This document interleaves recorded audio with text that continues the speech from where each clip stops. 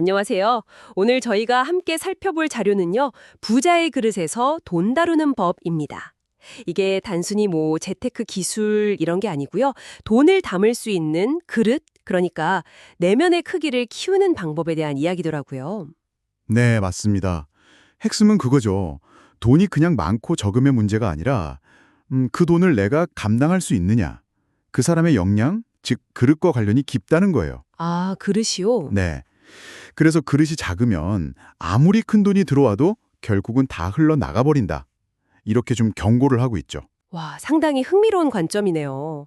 그럼 오늘은 이 자료 통해서 어떻게 하면 돈을 좀 제대로 다룰 수 있는 나만의 그릇, 이걸 키울 수 있을지 그 핵심 원리들을 한번 깊이 파헤쳐 보죠.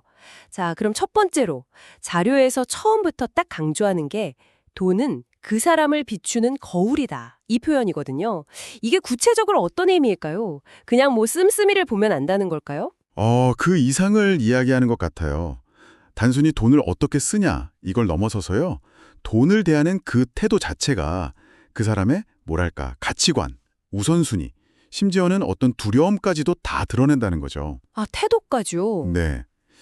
그리고 더 나아가서는 돈이 신용을 눈에 보이게 만든 것이라고까지 정의를 해요. 신용이요? 네. 결국 돈이라는 게 다른 사람에게서 오는 거잖아요. 그 근간에는 바로 이 신용, 믿음이 있다는 겁니다. 아, 그러니까 매일매일의 작은 약속들, 또 책임감 있는 행동들, 이런 것들이 차곡차곡 쌓여서 신용이 되고 그 신용이 바로 돈이라는 형태로 나타난다.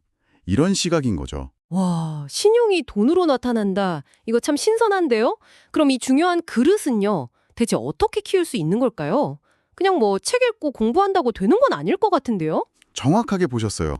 이 자료는 딱 잘라 말합니다. 오직 경험을 통해서만 그릇을 키울 수 있다고요. 경험이요? 네. 그냥 머리로 하는 이론 공부 말고요. 실제로 내가 적은 돈이라도 직접 다뤄보고 관리해본 그 경험이 중요하다는 거예요. 야구에 비유하자면 그냥 계속 배트를 휘두르는 것. 이게 중요하다는 거죠? 배틀에 휘두른다. 네. 즉, 실패를 두려워하지 말고 자꾸 시도해보는 자세가 핵심이라는 겁니다. 성공한 사람들은 그만큼 많이 시도하고 또 실패도 많이 해봤기 때문에 성공 확률을 높이는 법을 자연스럽게 알게 된다는 거죠. 그럼 실패를 단순히 그냥 손해봤다, 이게 아니야. 오히려 자산으로 보는 거네요. 그렇습니다. 아주 중요한 포인트인데요. 실패는 결단을 내린 사람만이 얻을 수 있는 특권. 뭐 이런 식으로까지 표현해요. 특권이요? 네. 그러니까 잃어버린 그 돈의 액수보다도 그 실패를 통해서 얻는 경험적인 교훈 있잖아요. 이게 훨씬 더 값지다는 겁니다. 그 경험이 쌓여야 나중에 더 큰 돈, 아니면 뭐 더 어려운 상황에서도 흔들리지 않고 좀 제대로 판단할 수 있는 힘이 길러진다는 거죠. 듣고 보니 그렇네요. 근데 또 돈 때문에 실수하는 경우들 보면 대부분 잘못된 타이밍과 선택 때문이다, 이런 지적도 있더라고요. 왜 자꾸 그런 실수로 반복하게 되는 걸까요? 자료에서는 그 원인을 마음의 여유가 없는 상태, 여기서 찾아요. 마음의 여유요? 네, 그러니까 돈이 부족하거나 아니면 뭐 시간에 쫓기거나 하면 사람이 조급해지잖아요. 그렇죠. 배고플 때 장 보러 가면 막 충동 구매하기 쉬운 거랑 비슷하다고 할까요? 아, 비유가 확 와닿네요. 근데 또 흥미로운 건요.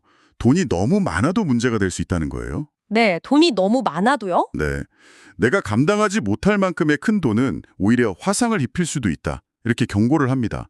예를 들면 갑자기 큰 성공을 거둔 뒤에 자만심에 빠져서 평정심을 잃고 무리하다가 결국 무너지는 경우들 있잖아요.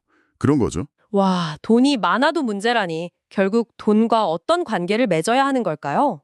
이게 참 어렵네요. 그래서 이 자료가 강조하는 게 돈에 이렇게 휘둘리지 않고 사이좋게 공생하는 힘, 이걸 길러야 한다는 거예요. 사이좋게 공생하는 힘? 네. 돈을 좀 객관적으로 바라보고 감정에 휩쓸리지 않고 잘 다룰 수 있는 그런 능력이죠. 그리고 마지막으로 또 중요한 포인트가 있는데 돈을 내 것이라고 딱 소유하려고 하는 생각 그 자체가 문제의 시작일 수 있다고 지적해요. 소유가 아니라면? 그럼 돈은 뭔가요? 세상을 그냥 끊임없이 흘러다니는 흐름으로 보는 거예요. 흐름이요. 네. 지금 잠시 나에게 머물렀다가 또 다른 곳으로 흘러가는 그런 에너지 같은 거죠. 영원히 내 것으로 가질 수는 없다는 거예요. 진짜 부자들은 이 흐름을 잘 알기 때문에 돈을 그냥 쌓아두려고만 하는 게 아니라 그 돈을 더 잘 활용할 수 있는 그릇, 그러니까 더 필요한 곳으로 흘려보내서 더 큰 가치를 만들려고 한다고 설명합니다. 아, 돈이 계속 흘러서 더 큰 강물을 이루게 하는 뭐 그런 지혜랄까요? 와, 오늘 얘기를 쭉 들어보니까요. 돈을 잘 다룬다는 게 정말 단순한 기술 이상의 문제인 것 같네요. 뭐랄까, 내 자신을 깊이 들여다보고 또 신용을 차곡차곡 쌓고 실패를 포함한 여러 경험을 통해 배우고 그리고 어떤 상황에서도 평정심을 유지하는 것. 이런 내면적인 힘들이 결국 부자의 그릇을 만드는 핵심 요소가 아닌가 싶습니다. 네, 맞습니다. 결국 돈이라는 건 사람들하고의 관계, 그 속에서 신뢰를 바탕으로 오고 가는 거니까요. 어떻게 보면요, 우리가 그냥 일상에서 맺는 관계나 뭐 지키는 작은 약속들 하나하나가 나도 모르는 사이에 내 그릇을 조금씩 넓히고 있는 과정일 수도 있다는 거죠. 그렇군요. 그럼 마지막으로 이런 질문 한번 던져볼 수 있겠네요. 혹시 여러분이 지금 돈과 직접적인 관련은 없어 보이지만 일상 속의 어떤 관계나 작은 약속들에서 신뢰를 쌓아가고 있다면 어쩌면 그것이 바로 여러분의 돈 그릇을 키우고 있는 중요한 과정은 아닐까요? 한번 스스로에게 물어보시면 어떨까 싶습니다.